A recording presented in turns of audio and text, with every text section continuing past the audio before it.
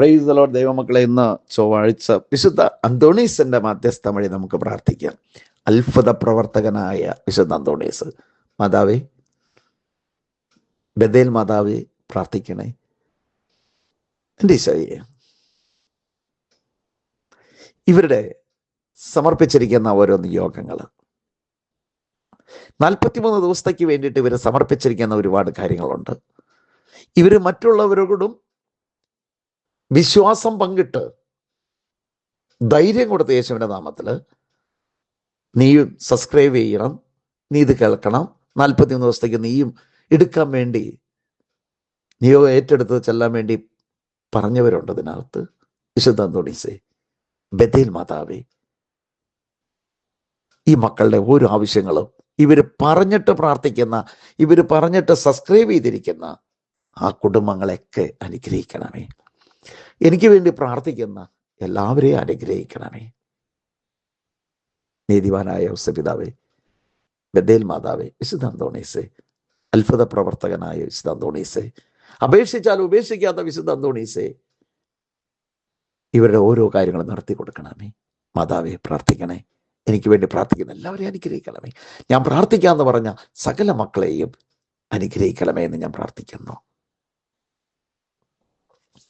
പ്രാർത്ഥനയാൽ സാധിക്കാത്ത കാര്യമില്ലല്ലോ, വിശ്വാസമോടെ പ്രാർത്ഥിച്ചാൽ കാര്യം സാധിക്കും. എല്ലാവരെയും ദൈവം അനുഗ്രഹിക്കട്ടെ. യേശുവേ, നന്ദി നന്ദി നന്ദി. Hallelujah hallelujah. എല്ലാവരും ഇങ്ങനെ പ്രാർത്ഥിക്കേ. ഈശോയെ, എഴുന്നള്ളി വരണമേ, എൻ്റെ ഹൃദയത്തിലേക്ക് എഴുന്നള്ളി വരണമേ. ഞാൻ സമർപ്പിച്ചിരിക്കുന്ന എൻ്റെ കാര്യങ്ങളിലേക്ക് എഴുന്നള്ളി വരണമേ. എന്നെ ആത്മീയമായിട്ട് വളർത്തണമേ.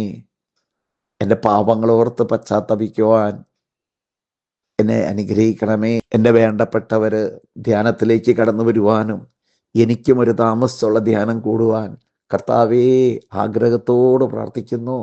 അങ്ങനെ പ്രാർത്ഥിക്കുക. ഈശോയെ, എല്ലാവർക്കും പാവബോധം പശ്ചാത്താപം കൊടുക്കണമേ. കർത്താവെ, അങ്ങയുടെ സന്നിധിയിൽ ഇരിക്കാനുള്ള ഭാഗ്യം ഞങ്ങൾക്ക് നൽകണമേ എന്ന് പ്രാർത്ഥിക്കുക മക്കളെ. ഈശോയെ, നന്ദി കർത്താവേ, നന്ദി കർത്താവേ, നന്ദി കർത്താവേ, നന്ദി കർത്താവേ. സകല വിശുദ്ധരെ പ്രാർത്ഥിക്കണമേ. പ്രാർത്ഥനയാൽ സാധിക്കാത്ത ഒരു കാര്യമില്ലല്ലോ കർത്താവേ. യേശുവേ, നന്ദി നന്ദി നന്ദി. മക്കളെ, എളിമപ്പെട്ടുകൊണ്ട് 1 പത്രോസ് 5-ാം അധ്യായത്തിൽ 6-ാം തിരുവചനം, നീ നിന്റെ ദൈവമായ കർത്താവിൻ്റെ ശക്തമായ കരത്തിന് കീഴിൽ താഴ്മയോട് നിൽക്കുക. തക്ക സമയത്ത് ഞാൻ നിന്നെ ദൈവം പറയാണ്, ഞാൻ നിന്നെ ഉയർത്തിക്കൊള്ളാ. അപ്പൊ എളിമ വേണം, അവിടെ അനുദപിക്കണം. നമ്മൾ ഒരു മൺതരി പോലെ ആകണം. ഒരു കളിപ്പന്ത് ഫുട്ബോൾ കോർട്ടിലെ മൈതാനത്ത് കളിക്കുന്ന ഒരു കളിപ്പന്തിനെ പോലെ നമ്മൾ എളിമപ്പെടണം. ഒരു പിഞ്ചു കുഞ്ഞിനെ പോലെ എളിമപ്പെടണം. ഒരു മണൽത്തരി പോലെ എളിമപ്പെടണം. ബ്രദർ ഇത് ആഗ്രഹിച്ച് പ്രാർത്ഥിച്ചപ്പോഴാ എനിക്ക് ആദ്യമായിട്ട് അനുദപിച്ച് മാപ്പി ചോദിച്ച്, ഈശോയെ, നീ എന്നെ ഒരു സീറോയാക്കണമേ, ഈശോയെ, നീ എന്നെ എളിമപ്പെടുത്തണം, ഈശോയെ, ഒരു മൺതരി പോലെ എന്നെ രൂപാന്തരപ്പെടുത്തണമേ എന്ന് കരഞ്ഞ് പ്രാർത്ഥിച്ചു.